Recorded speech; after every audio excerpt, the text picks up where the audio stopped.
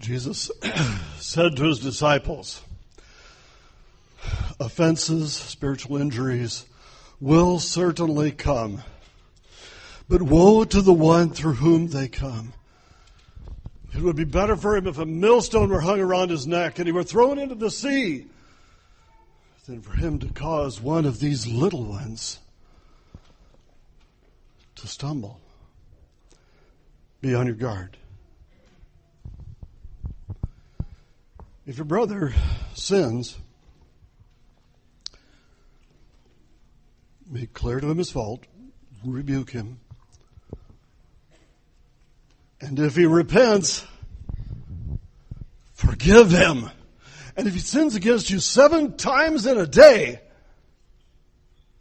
and comes back to you 7 times saying, I'm sorry, I repent, you must forgive him.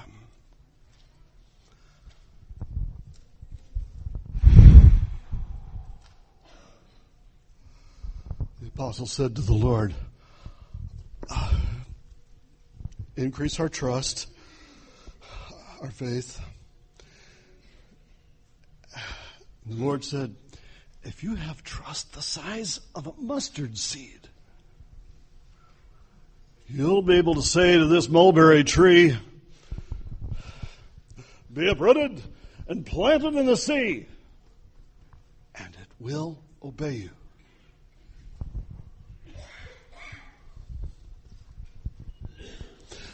Which one of you, having a slave or a servant,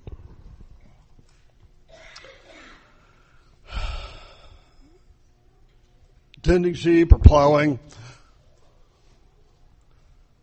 will say to him when he comes in from the field, quickly, come over here and sit down and eat.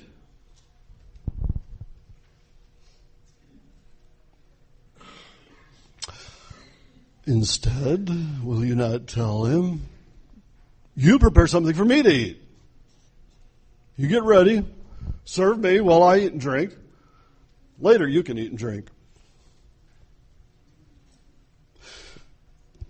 Does the master thank the slave because he did what was commanded?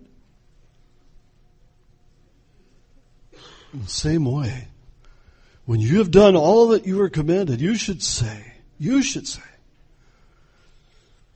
we're not making a profit as slaves. We've only done our duty. Thank you, Dan. This morning I want to try to bring some perspective regarding the significance of the resurrection to our lives.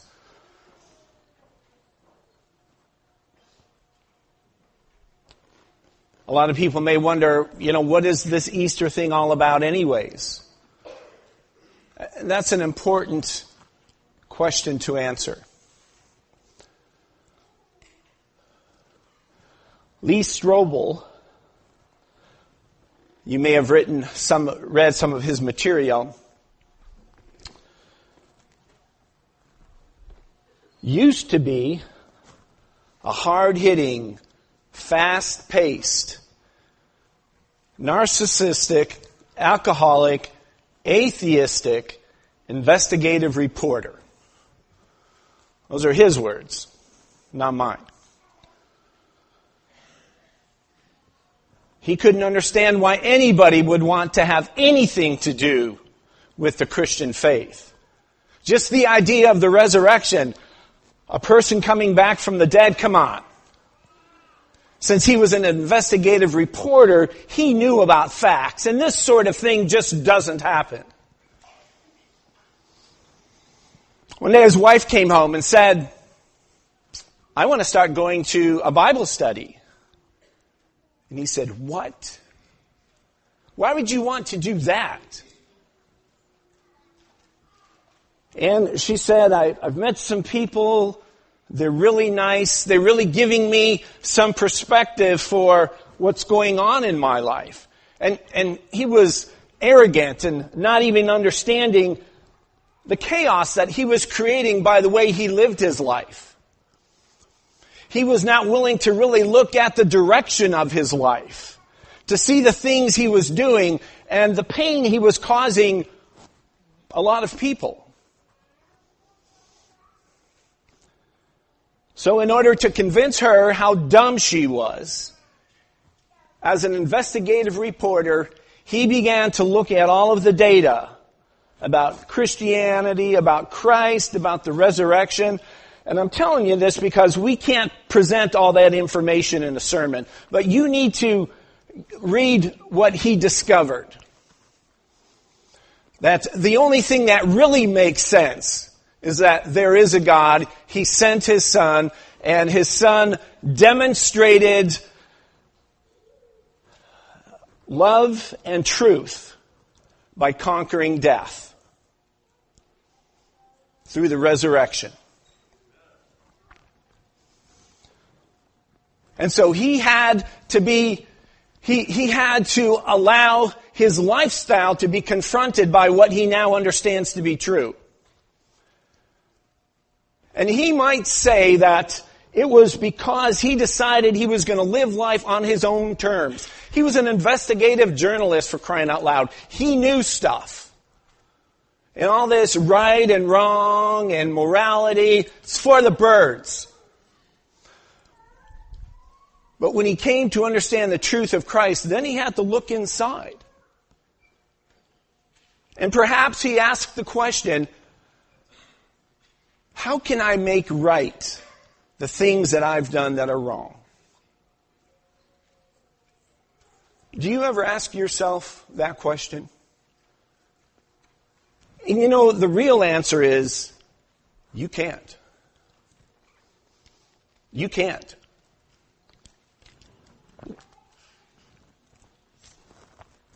But Christ gives us an avenue. Because he made it right.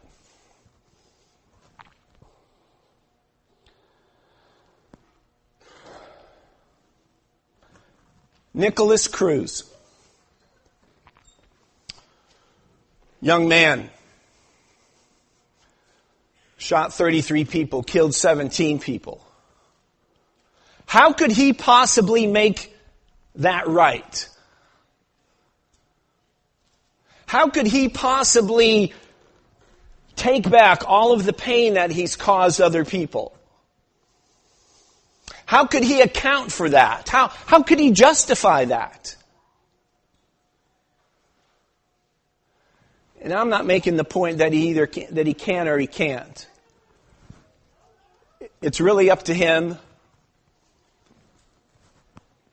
And whatever ensues from this point on in regards to his relationship with God. But I know some people care about him. He is getting in jail a lot of fan mail. I found that hard to process. Maybe you too. This is one of the letters he received from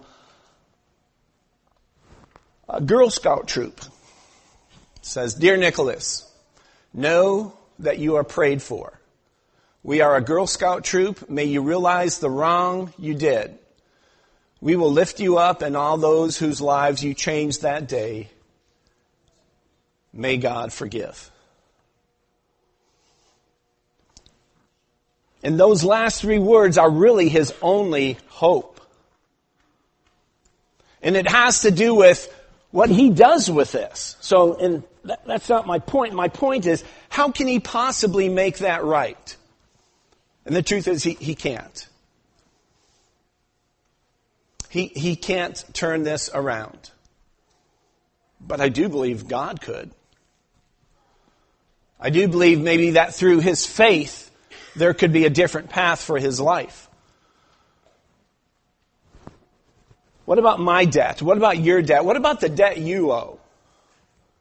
How could you possibly make right what you've done wrong? Maybe you're like Lee Strobel. You may say to yourself, frankly, I don't see I've done anything that wrong, that bad. There's nothing I need to do to make right. I just don't think that's reality. We all owe a debt. And the disciples understood that. As they interacted with the truth about Jesus, they came to understand who they were. And they developed faith.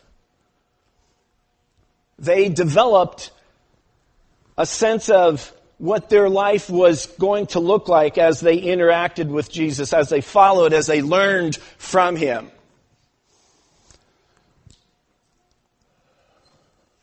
One of the times that they were dealing with, maybe where they were, was a time when Jesus was teaching them some different things, and that's the passage that Dan read for us.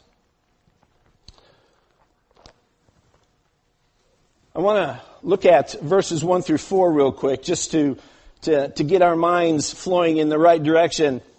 The passage says, He said to His disciples, offenses will certainly come, but woe to the one they come through.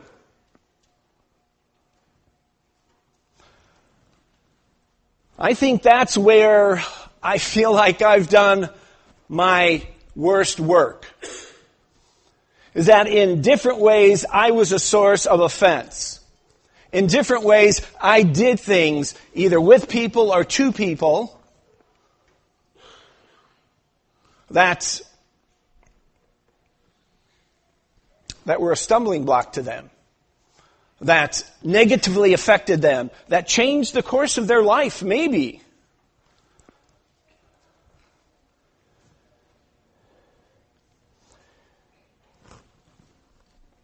We don't always take the things that we do in life, I think, as seriously as we need to.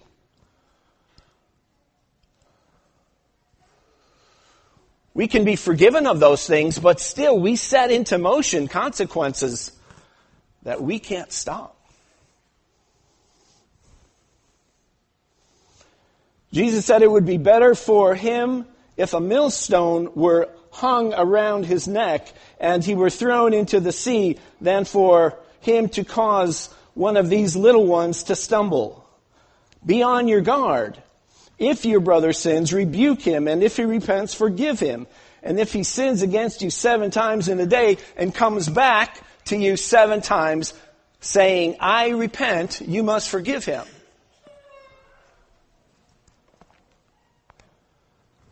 I need to be as serious about my influence on the people around me as Jesus presents here. He says it would be better if we were dead than to have these sorts of negative influences on people. I need to take serious the steps and the directions of my life, the things that I do, the interactions that I have.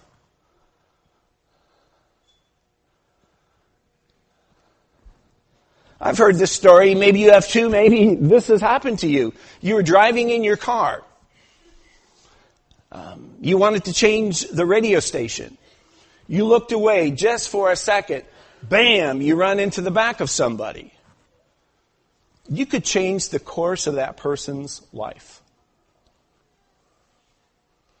In that one little indiscretion. Of course, you didn't mean to. Of course, you didn't plan on doing that when you got up that morning. But those things still happen.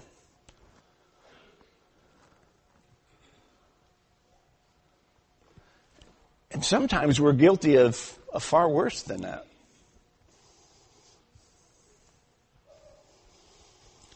So Jesus puts this teaching before his disciples. He's talking about watch out for the course of your life. Pay attention. Be on your guard. Don't cause other people to sin. Take serious the influence of your actions. And they say, and this is kind of what struck me at first, their response to what Jesus is teaching is increase our faith. That's their response because what he's asking them to do is difficult. It's challenging. How do you forgive someone 7 times in one day for the same thing? How do you do that? How do I ensure that my actions are not a negative influence on people, but a positive influence on people? How do I do that? Increase my faith. And he uses that phrase, increase my faith, is because for me to be able to do that, I'm going to have to trust that it really, really matters. Faith and trust are the same word, same idea. They're calling for a more substantial commitment of every aspect of their life to the cause. Increase our faith. That should be our mantra. Increase our faith.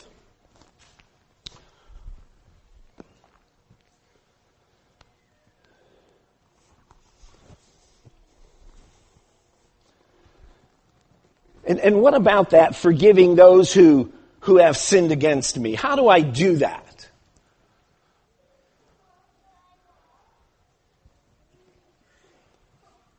And what does it matter? Does my showing forgiveness to them, demonstrating forgiveness, does that really matter? Does that really make a difference? And Jesus is saying, yeah, it makes a difference. And it's hard to do that, but what's behind it? What can we accomplish? Because a lot of times when someone's done something to me like that, when someone has sinned against me, has someone ever sinned against you? Yeah. And so, okay, I forgive them. What happens when they do it again? Okay, I forgive them. What happens when they do it again? Well, okay, I'll forgive them. How many times? Well, he's already told us. How do we do that? Why does it matter? What it matters is that I may be the only source of acceptance and dignity to this person who's struggling with what they're struggling with. Does that make sense? If I say no more, then maybe they'll just choose to live their own life their own way. Nicholas Cruz was failed by our society.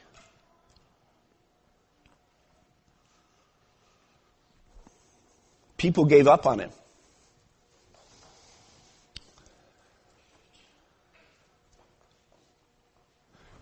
People didn't take appropriate action to rebuke him or to direct him. He was allowed to seethe in the anger that was caused in his life, really, by other people.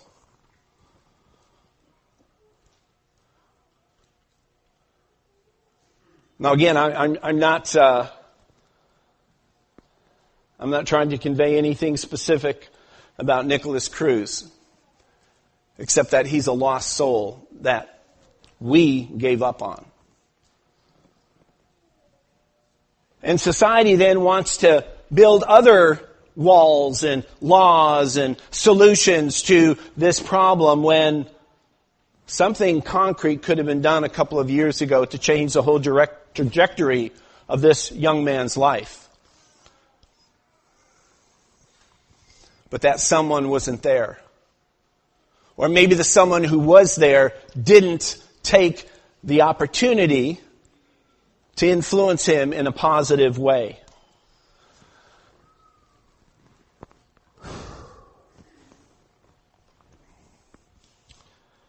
So it is hard.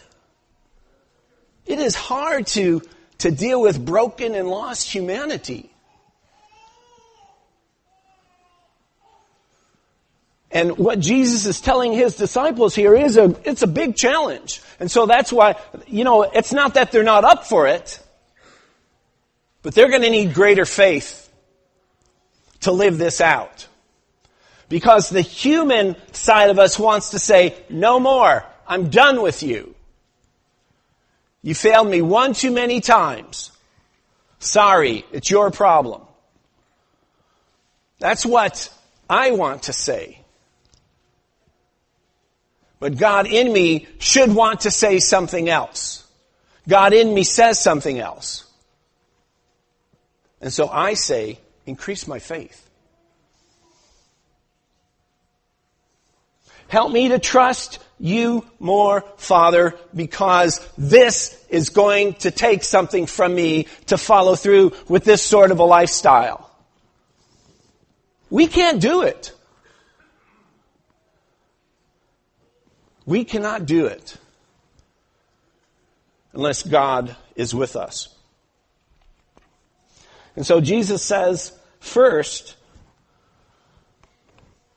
that genuine faith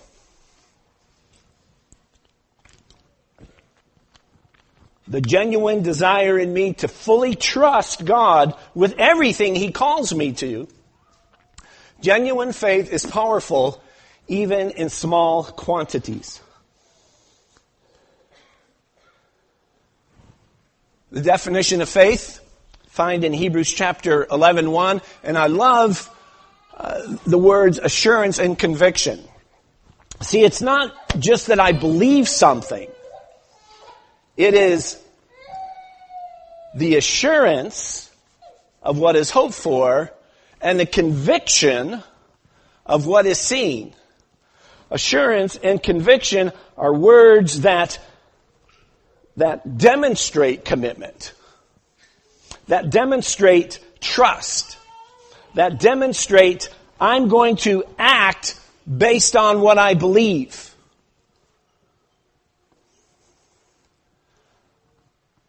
And so you may have that assurance. You may have that conviction, but it still might be kind of small. And you may think, well, I'm not quite there yet. And Jesus says, you can do more than you think you can do. What seems impossible to you, or something beyond you, is greater than you could expect. The things you could accomplish if you have this mindset of increase my faith. Lord, increase my faith. You'll be able to do some things that you never thought were possible.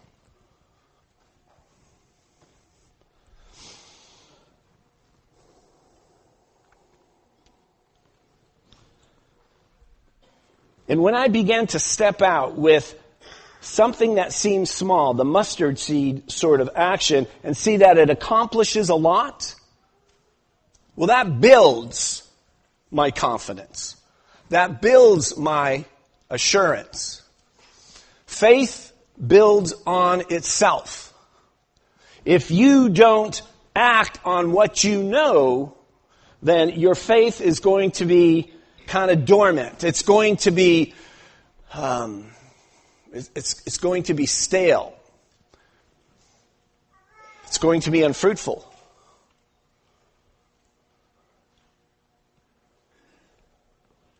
But when you take a step, when you realize that this little action may make a big difference, if that's your conviction, see, that's what Jesus is telling us here. Your seemingly small step of faith is going to accomplish a lot. When I believe that, then I begin to grow.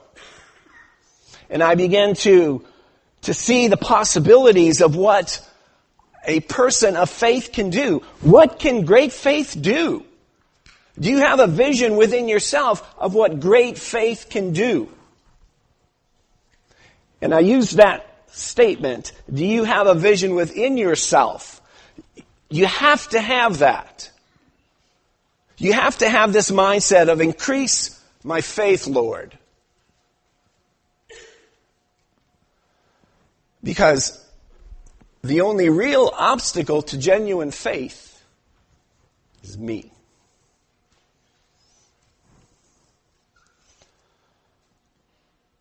That's the next point that Jesus makes in this passage.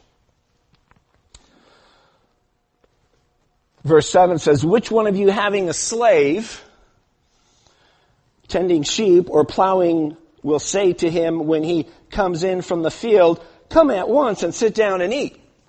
Well, anybody who's a servant knows that's not going to happen. The servant has a job to do. The job to do, the work, whatever it is, and then afterward comes in the house, still has work to do.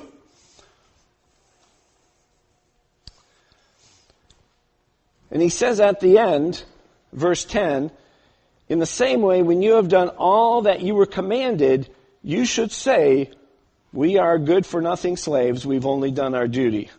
That's not a real optimistic statement there. We are good for nothing.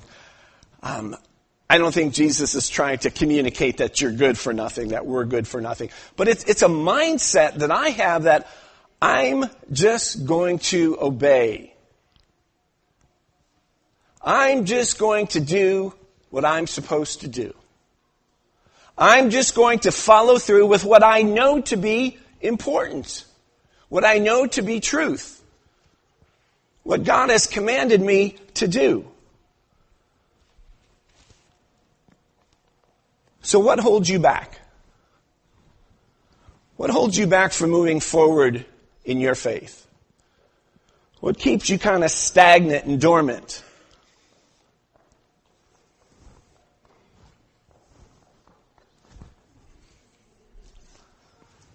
It's easy to get lost in this building. And that's where the resurrection comes in. What holds us back is ourselves. What holds us back is our lack of trust that what I do makes a difference. That what I do matters.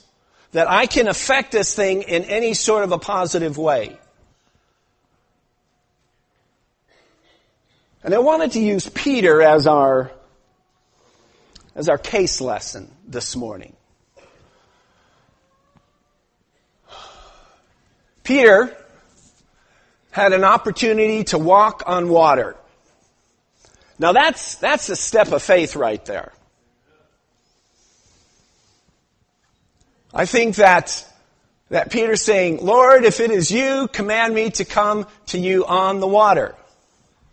That's bold. I like that. He kind of gets it. And then he steps out. Perhaps the chaos, the reality. He probably said, I'm walking on water. And then he said, I'm walking on water. And he takes his eyes off Christ and he begins to sink.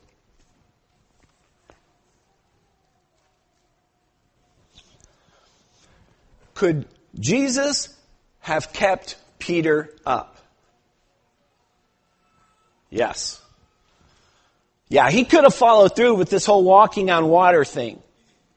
He could have ran across the water and get to the other shore and just freak people out.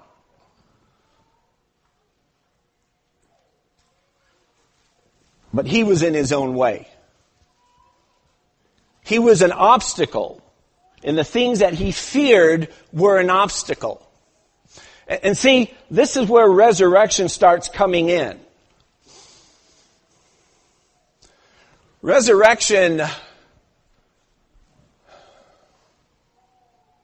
tells us that death is not the end.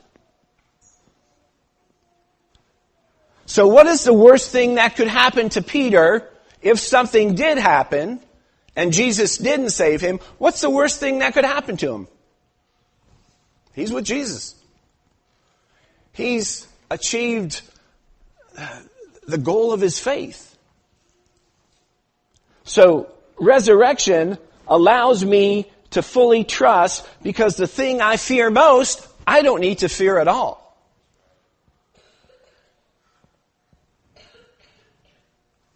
Again,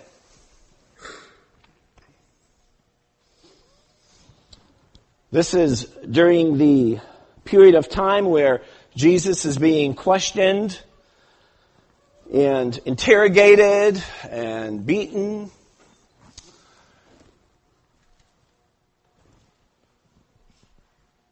He tells Peter that Peter, you're going to deny me 3 times. Peter says, nah. And then,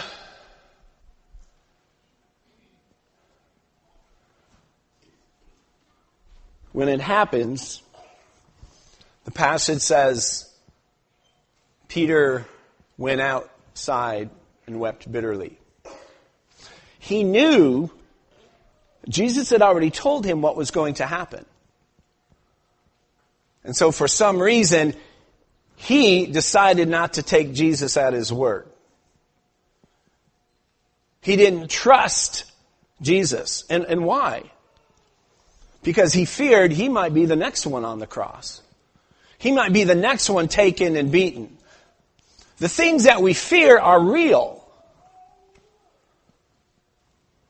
But that doesn't mean that we shouldn't follow through with what God tells us.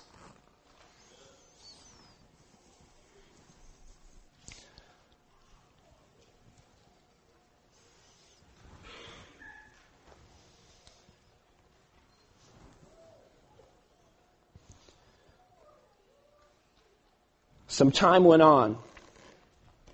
Jesus is crucified on the cross. The disciples have to watch this. Can you imagine what they're thinking, what they're feeling about what has happened? To watch Jesus die on the cross, to watch all of your hopes and everything you thought was real and true to end right here. And that's where the resurrection comes in for Peter. The resurrection creates the setting for genuine faith. In the passage in Luke chapter 22, Peter's going through some different questioning. Aren't you a follower of Jesus? Aren't you one of his disciples? Weren't you with him? And to all these things he says, no. And so he's intimidated by the questioning. He's fearful of what's going to happen to him. But we see a completely different circumstance after the resurrection. Turn to Acts chapter 4. We see a completely different Peter after the resurrection. Acts chapter 4 and verse 8.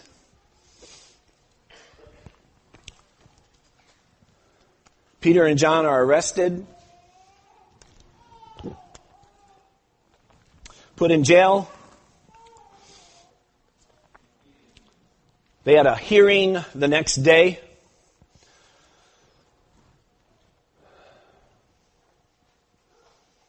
Well, we'll start in verse 5. The next day the rulers, elders, and scribes assembled in Jerusalem with Annas, the high priest, Caiaphas, John, and Alexander, and all the members of the high priestly family. After they had Peter and John stand before them, they asked the question, by what power or in what name have you done this? Now this might be a good time to maybe shrink back a little bit. This might be a good time to say, I'm sorry I made you guys mad. I'm sorry you think I'm a troublemaker. I don't mean to be a troublemaker. I don't mean to cause trouble here. But he doesn't say that.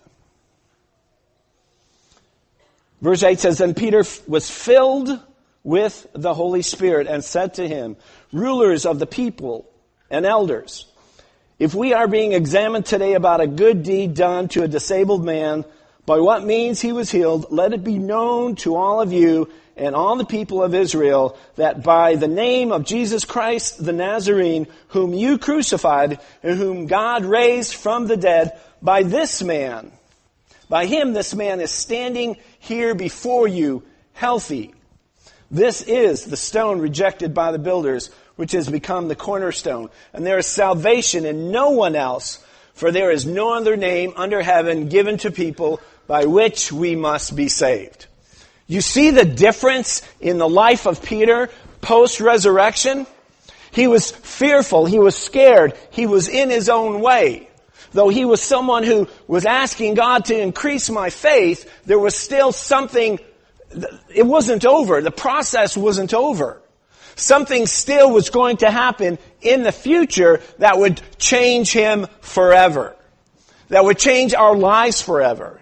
And that is the resurrection of Christ. The thing that we fear most is the fear of dying. And the fear of losing everything that we have. Resurrection restores everything. Resurrection gives us the hope and the confidence because it's something that I can fully trust. It's something that I can put all of my weight on it. It's kind of like a guy is first time he's ever flown, and he's scared to death. He thinks the plane's going to fall out of the sky, and so they take off, and he's all tensed, and he's kind of holding himself up a little bit, and then they fly. They do the flight. They land, and so they said, "Wow, how'd your flight go?" And he was perfect. He said, "Perfect. I never put all of my weight down on the seat." So it's kind of like he didn't fully trust this thing. And that's kind of how we are sometimes. We don't put our weight fully on Christ. We hold back. And the resurrection allows us to put everything on to Christ. No matter what my circumstance, no matter what happens in my life, the resurrection gives my life meaning, direction, and the opportunity to start over no matter what my circumstances. And that's what the disciples came to live. Because when it seemed that everything was over, when it seemed like nothing was going to work out, when it seemed like everything they had trusted had let them down, Jesus returns.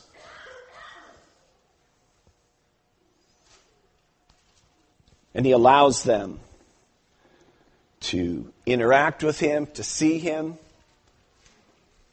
and to put their faith fully in him. When they said, "Increase our faith," this is what happened. This is where faith grows. It was hard to believe. It was hard to believe that Jesus had come forth from the tomb. But at the time of the disciples' deepest need and against all hope, he returned. And this morning, I hope that encourages you. Faith is demanding. Being a Christian can be a challenge. But God is telling you, trust me fully. Because you have nothing to fear. I'm not going to let you down. I'm not going to let you fall.